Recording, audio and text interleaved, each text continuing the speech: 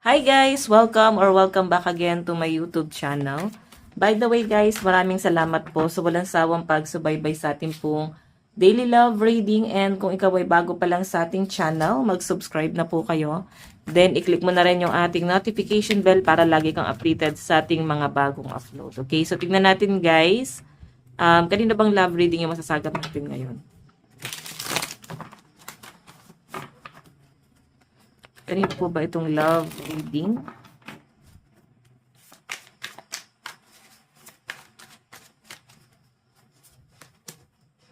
Eight of Cups. So, siguro, bigla ka na lang inabandona ng person mo. Bigla ka na lang niyang iniwan, no? So, ikaw, mapapaisip ka, parang biglaan yung ginawa niya sa inyo. Okay? So, since Eight of Cups to, guys, hindi ka iniwan ng taong to dahil hindi ka na mahal. Si Eight of Cups, guys, ang ibig sabihin nito, may pagmamahal pa rin, pero kailangan ka na niyang talikuran. So, pwedeng nakaka-pressure yung sa inyo, or pwedeng masyadong komplikado na yung sitwasyon, okay? So, minsan kasi guys, iniiwan tayo ng taong mahal natin, hindi dahil hindi tayo mahal, minsan dahil sa sitwasyon na parang ang hirap na guys ilaban, okay? So, siguro yung person mo na pressure na siya, and na-feel niya na parang ang hirap ng ilaban itong connection na to. Okay, titingnan pa natin. So, yung paglayo niya guys is intentional. Okay, sabihin pinlano niya, pinag-isipan niya ng matagal na panahon. Nahirapan din siyang parang putulin yung sa inyo. Okay, kasi malaking impact or malaking bahagi ka ng buhay na tong taong to. Okay, so siya rin yung tipo ng tao na hindi rin siya basta-basta bumibitaw. Okay, pero dumating sa point na ayan na. Kailangan kanyang i-give up, no? So, siguro, yung paglayo na ginawa niya, guys, or putulin yung sa inyo, ay para mag-give way, no? Para sa inyong dalawa. Kasi hindi kayo makausad parehas, eh. So, parang kailangan yung maghiwalay para makausad ka, or makausad din siya. Para mahanap niya yung right path niya, and ikaw din. Tingnan natin. So, parang makakabuti yan sa inyong dalawa, yung ginagawa niya dito. Tingnan pa natin, guys.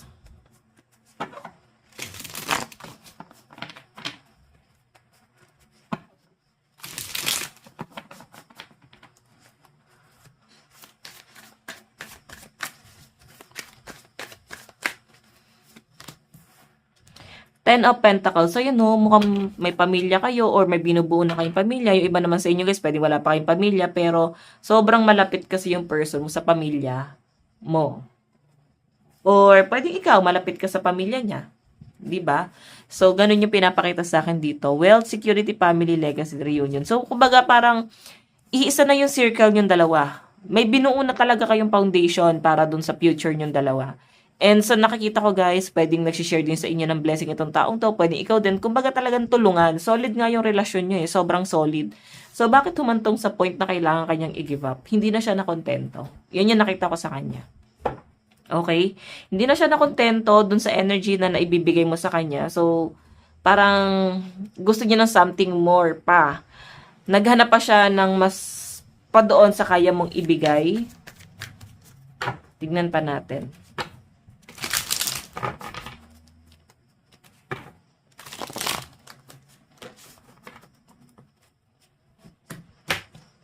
Additional message. Additional message.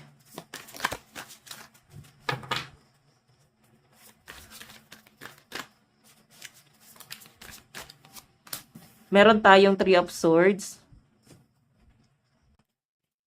So, 'di ba? So, pwedeng ang reason niya rin, guys, is dahil sa pressure. Pero sa totoo lang, parang meron siyang ibang taong ginamit para i-give up ka. So, ayun, nasa third party ka, oh. Ang ganda kasi, guys, nung binuo nyo. Never mo na imagine na hahantong kayo sa ganito. Kasi, pwede kasi, guys, na, alam mo yon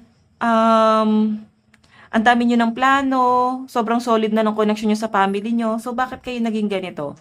Ba't na kayo humantong dito? Ibig sabihin, hindi na siya nakontento. Pero may love pa rin. So, kung tatanungin mo ako, yes, mahal ka pa rin ng person mo. Pero wala na lang din talaga siyang choice kasi naging mataas ang kanyang ambisyon. Hindi na siya nakontento doon sa naibibigay mo. Oo.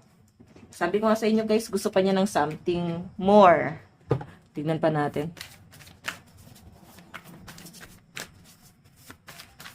Additional message. Kanina po itong love reading. Kanina po itong love reading. Meron tayong King of Pentacles, Boss, Authority, Father, Practical, Secure. Diba? Siguro kasi guys, siya yung parang breadwinner sa pamilya. Okay? Pwedeng maraming umaasa sa kanya. Baka may mga pinag-aaral siya. So, hindi nakatali na siya sa obligasyon, no? Okay? May mga guilt trippings pa nga to, guys. Parang sinasabi niya na nagawa ko lang to kasi sa pressure, ang dami kong responsibilidad. Alam mo yun, yes, hello, wag mo na natin i-normalize. Nagawa mo na. Niloko ka na niya. Nagkaroon na siya ng ibang taong involved. Umalis na siya. Doon na lang tayo mag-focus sa realidad na kung anong ginawa niya sa inyo, na iniwan ka niya, nagkaroon siya ng iba, ang dami niya ng plano, binasura niya yon. Focus ka na lang doon. So, yung ginagawa niya kasi guys, is tinatry ka pa rin niyang i-manipulate na nagawa ko lang naman to kasi ganyan, ganto ganyan. Di ba? So, nagawa niya yon para sa ikagiginhawa niya at hindi sa ikagiginhawa mo. Ayun no, sinasabi niya, stuck siya masyado, di siya makagalaw. So, ikaw yung parang naging alay na kailangan niyang i-give up. Kasi ikaw yung parang, real talk lang guys, medyo masakit-sakit to. Pero yun ang totoo. Nasa tingin niya guys, naging useless. Okay, masakit yun. Kasi siguro nakikita kanya ng someone na baka hindi naman talaga nakakatulong sa kanya. So, hindi na natin guys para i-please pa yung sarili natin kung hindi na talaga kayo gusto. 'Di ba? Kung ayaw na nila guys, let go. Respeto natin yung desisyon nila, pero dapat kasi nirespeto pa rin nila yung feelings mo since ikaw ay hindi mo rin naman to ginusto. 'Di ba?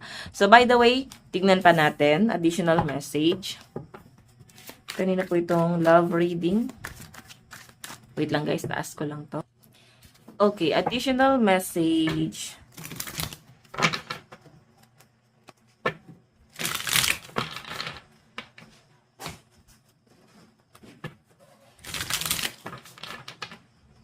Additional message.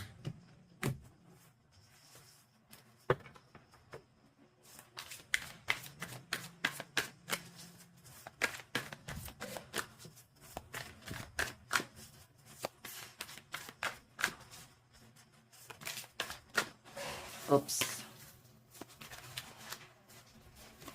Meron tayong 5 of Swords. Diba? So, masakit yung ginawa niya sa inyo, guys. Nilagay ka niya sa third party, pero wala na tayong magagawa. Yun ang desisyon niya. Ang masakit lang doon, guys, hindi niya nirespeto yung desisyon mo.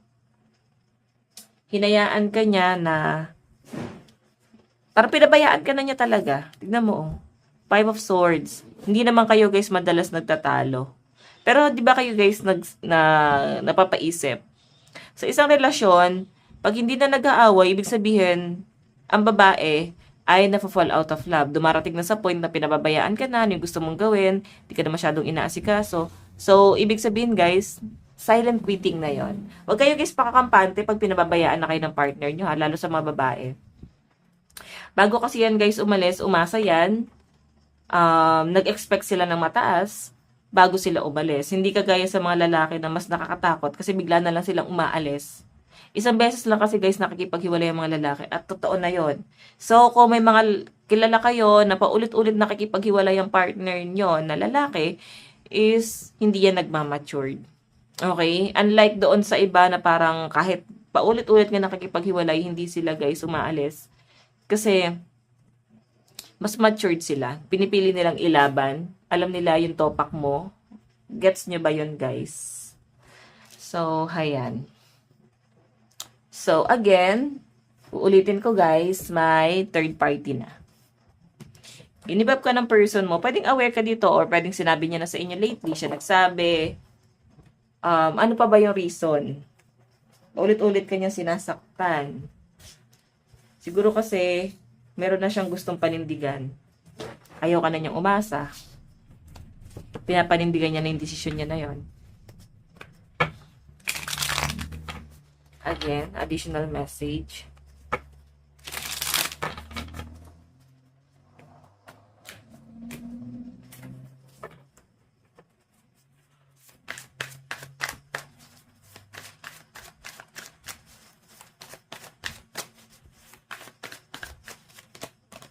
Meron tayong Eight of Pentacles, apprentice, skill, hard work, productive, and workaholic. Yes, workaholic. So, nakikita mo rin naman kasi siya na someone na, yes, napaka-workaholic, lahat ginagawa niya para sa family niya. So, parehas din naman kayo. Baka ikaw kasi breadwinner ka din sa family nyo.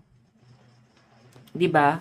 Kumbaga mas ano ka, mas nagiging practical ka sa ibang bagay.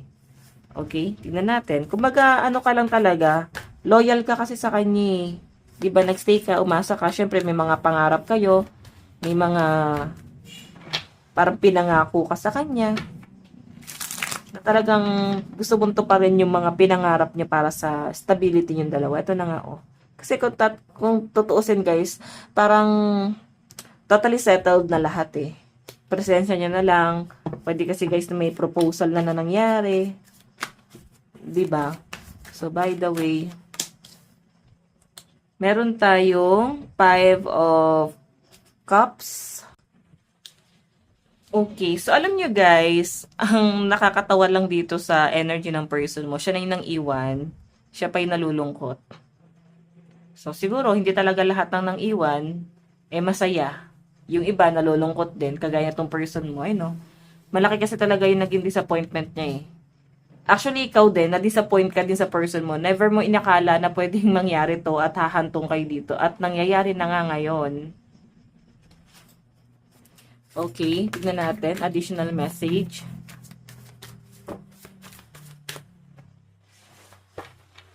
Additional message.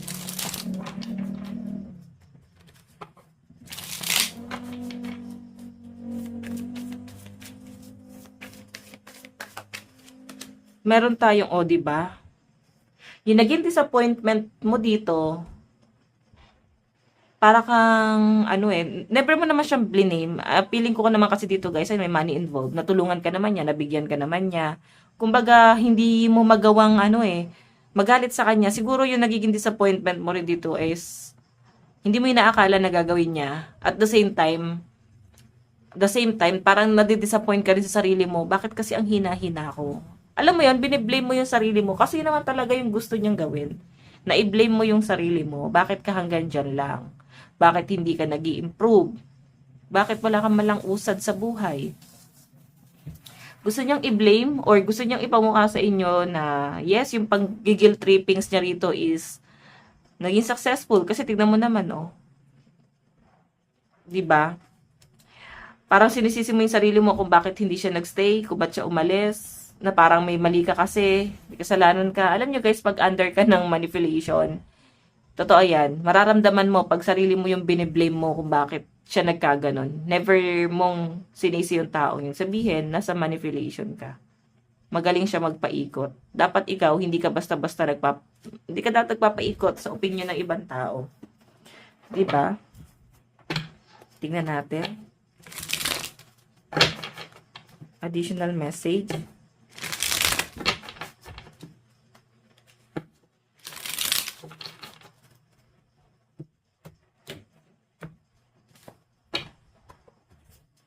Additional message.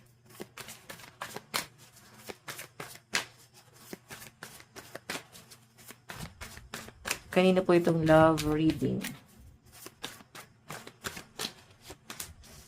Meron tayong the world. Completion, ending, success, reward, freedom, environment. Okay, so moving on. Wala ka naman din naman magiging choice. Ito na lang yung pwede mong maging option. Tanggapin, mag-move on, or mas maganda na tanggapin na nga lang. Kasi, pag natanggap mo na, makaka-move on ka na. And kailangan mong umusad sa buhay. Hindi mo na kailangan pang ipaglaban. Though, nandun ka na sa point na yon. Pero sa pinapakita kasi sa akin dito guys, kailangan mo munang umpisahan kung paano ka lalaban sa sarili mo. Hindi ka dapat nakikipaglaban para sa ibang tao. Kailangan mo makipaglaban para sa sarili mo.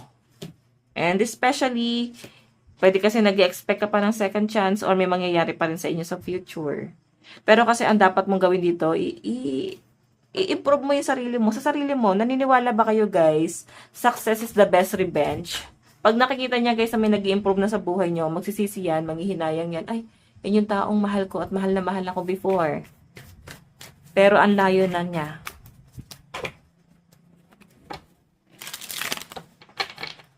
Tingnan pa natin. Meron tayong Two of Wands, Success, Plan, Security, Control, Travel Vision. So, pwedeng nasa abroad yung person mo or LDR kayo. Kaya parang hirap i-workout. Or hindi talaga kayo nag-work. Okay? Kasi, may travel.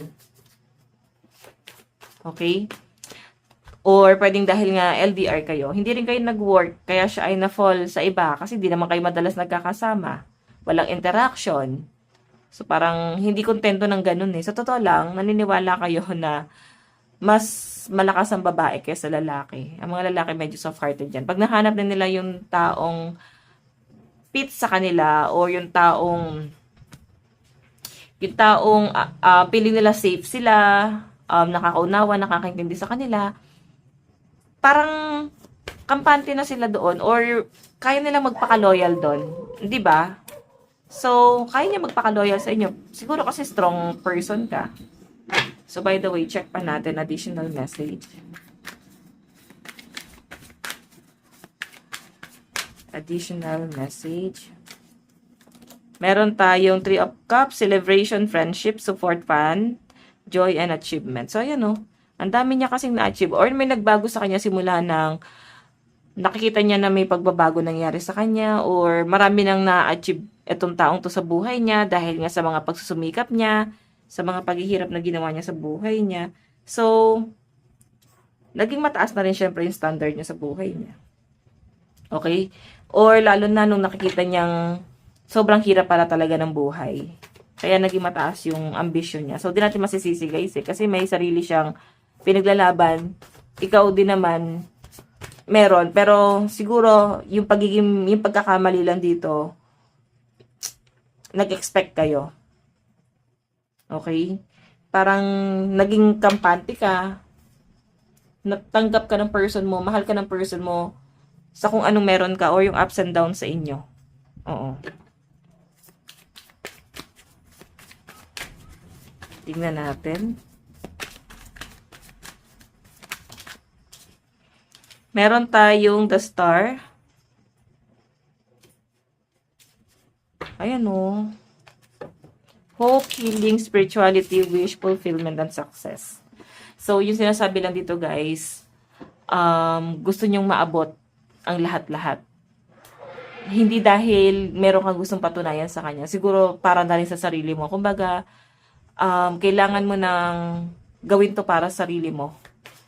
Okay? Parang wala namang ibang gagawa nito. Walang ibang magpupush sa inyo, kundi ikaw na lang talaga. Tipong lalaban ka mag-isa. Kahit walang ibang support ng kahit na sino. Kahit walang naniniwala sa inyo, kundi ikaw na lang talaga. Alam mo yon. So, by the way, meron tayong, diba, workaholic ka naman, pero siguro, napipil mo, hindi na, ikaw nakukontento dito, you want something more na rin, no?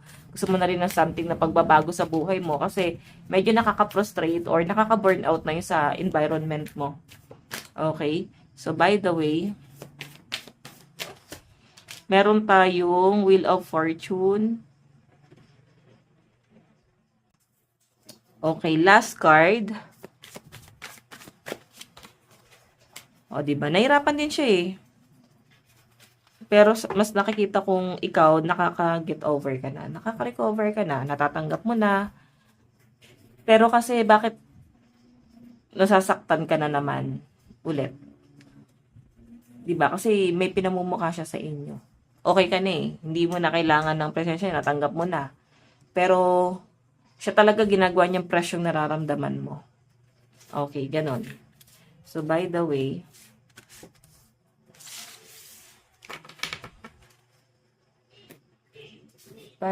tingnan natin ano yung nararamdaman sa inyo ng person mo.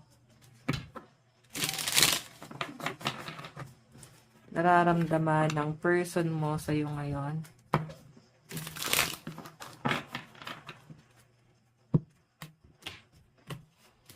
Ano yung nararamdaman ng person mo sa iyo ngayon?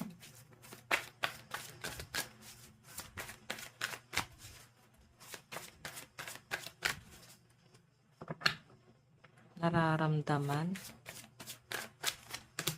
Meron tayong Three of Pentacles. Collaboration, teamwork, skill, creating, building plans. Okay, so ito naman guys is gusto niya kasi na matulungan mo siya. Give and take kayong dalawa. Yun yung gusto niya dyan. Yung magkaroon kayo ng teamwork. Pero kasi nakikita niya na parang hindi siya nakokontento sa kung ano yung kaya mong ibigay. Yun talaga yon. So, ano yung nagiging dahilan? Yung ambisyon niya. Okay, medyo masakit, sabihin na natin, no? Mahal ka ba ng person mo? Yes, mahal ka ng person mo. Pero kasi, mas nagiging practical, mas pinapagana niya yung utak niya dito. Ayan, no? Since nakikita niya na parang wala na siya mapapala dito, doon na siya, guys, sumibat. Ayan, no? Ending, sudden change. Gusto niya ng something pagbabago or na-excite na siya sa ibang bagay. Hindi na siya na-excite sa inyo. Tingnan natin. Meron tayong Ace of Cups. Mahal na mahal ka niya eh. Kahit ngayon. Pero guys, ito ha. May new person na rin kasi na dumarating sa buhay niya. And hinahangad niya na rin na makahanap ka ng bago. Kasi new person na rin kay si Ace of Cups. Minahal ka naman daw niya. Ginawa naman daw niya yung makakaya niya. Or ginampanan niya naman yung role niya sa inyo. So, ikaw na-appreciate mo yung pagiging mabuti na tong taon to. Pero, kagaya ng sabi ko, pinapanindigan niya na kung ano yung ending na meron sa inyo. Okay, then, ayan, open na siya sa bago. Tignan natin.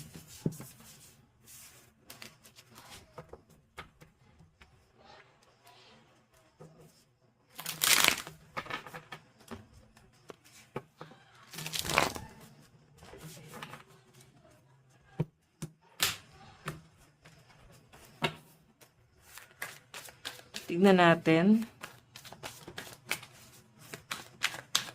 Ano yung nakikita niya sa inyo? Kung paano kanya nakikita ngayon. Paano ka nakikita ngayon? So, meron tayong Ten of Pentacles. Part ka pa rin ng family. So, hindi niya may tatanggi na, syempre nakasundo may pamilya niya, malapit ka sa pamilya niya, isa na yung circle nyo. Iba na yung parang naging blending ng connection yung dalawa. As in, solid na nga sana to eh. Parang kasala na lang talaga yung kulang dito. Parang ganun. Meron tayong Ace of Wands. Diba? Siguro may plano kayo, lalo na kung siya ay nasa abroad, may plano siya na once na umuwi na siya or umuwi ka is parang magpapakasal na tayo, bubuo na tayo ng pamilya natin para naman to sa sarili natin. Parang ganon. Okay. Meron tayong Seven of Pentacles, growth, waiting, discipline, harvest, and hard labor. So, kung makikita niyo naman guys, yung Seven of Pentacles kasi parang puro trabaho talaga. Puro ambition talaga yun nasa focus niya. Parang naging pusong bato na tong person. Medyo masakit na sa end mo kasi parang puro pera na lang pa talaga lahat. Yes, yun na nga yun. Puro pera na talaga lahat. Sa end niya, pera-pera na lang talaga lahat. Tignan natin. Ano yung gagawin niya? May plano ba siya? Ano yung gagawin niya? May plano ba tong taong to? Naku. Once na magkita kayo ulit, guys, babalik yung pagmamahal niya sa inyo, eh. Pag nagkita kayo ulit. Ayan, no? And inaasahan niya rin talaga na kakaiba yung magiging connection niyo once na magkita kayo ulit. Alam niya yung pagiging soft mo sa kanya, yung pagiging mapagmahal mo sa kanya, pagiging mabuti mo sa kanya. Sobrang na-appreciate niya yun, guys. Sobrang binavalue niya yun. Meron tayong, di ba? Yun nga lang, yung gagawin niya dito guys, babalik pa rin siya sa iniisip niya na may mga senaryo kasi na parang naaawa din sa inyo yung person mo. Okay? So, hindi niya kaya na magkita kayo ngayon sa ganyan yung kalagayan mo or feeling niya siya yung nagpa-pressure sa inyo or nagpapahirap. So, yun. No? Hindi kanya kayang makita ng ganyan. Yung mga pinangarap niya before is pwedeng ginagawa niya na sa iba ngayon. Tinutupad niya na sa iba yung mga plano niyo sana. Tingnan natin yung message. Additional message. Meron tayong twin flame. You activated my soul to find my true purpose and destiny in life. You healed me. Healed in a ways no one else could. Thank you for finding me again this time around. Twin flame pala kayo, kaya ang hirap. Hindi pong okay naman na kayo sa lahat. Problema lang guys, ang hirap ilaban ng twin flame. Masyadong komplikado to. Meron tayong you hurt me. Everything that happened hurts me so much. I need more time to heal. Diba? Nasaktan mo daw ata siya. So, may iba bang involved? Nasaktan mo siya kung bakit siya gumante. And ngayon, kiniklaim niya or inano niya sarili niya na single siya. Di pa daw siya attracted sa iba. Pero feeling ko kasi kino-cover niya lang. No? Feeling ko meron talagang iba yan. Pinagtatakpan niya lang yan sa inyo. Gusto niya sabihin sa inyo, I love you. Mahal ka niya. I feel you even though we're apart. Eh, di ba? Kahit di kayo magkasama, mahal ka niya, nararamdaman ka niya, yung presensya mo. And I know I was a distraction from your fame. Di ba? Sabihin, gusto ko na rin yan lumayo sa buhay niya kasi nafe-feel niya parang distraction. Nagiging distraction na lang siya sa buhay mo. Nafe-feel niya na para bang hindi ka makakausad kung nandyan siya. Yun yung nafe-feel niya dyan. Na parang kailangan niya siya yung gumawa ng hakbang para lumayo sa'yo. Diba? Zodiac sign. Okay. Scorpio, Leo, Aquarius, Pisces, Capricorn, and Sagittarius. Virgo, Scorpio, Cancer, Aquarius, Libra, and Sagittarius energy. Last one. Libra, Scorpio, Sagittarius, Virgo, Leo, and Capricorn energy. Lakas ng earth sign Malakas yung earth sign sa energy ni person. So, sa side mo, nararamdaman mo sa person mo. Toxic. Iba na yung naging tingin mo na sa kanya. Okay, parang naging thankful ka pa rin sa kabilang banda kung ano man yung naitulong niya sa inyo guys. Tinatanaw mo ng malaking, tinatanaw mo ng malaking utang na loob yun sa kanya. Pero sa totoo lang parang hindi mo na siya nakikilala ngayon. Ang layo na niya sa dati. And, ayun, kaya mo siyang panindigan, pero dumating siya sa point na ayaw niya. Iba yung inaano niya sa buhay niya. Iba yung gusto niya sa buhay niya.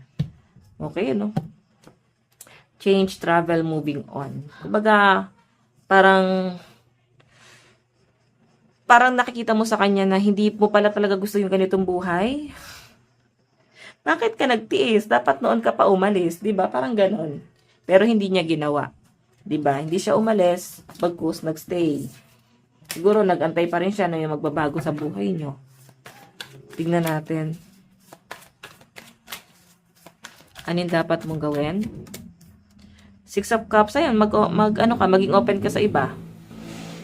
'Di ba? And mag-entertain ka, huwag masyadong buruhin yung sarili mo sa taong to. Mag-entertain ka, lumandi ka, okay lang yon. Okay lang yon. And syempre, kung aware naman na yung pamilya mo, wala ka na kailangan pagtakpan. Sabihin natin single ka naman, anong masama?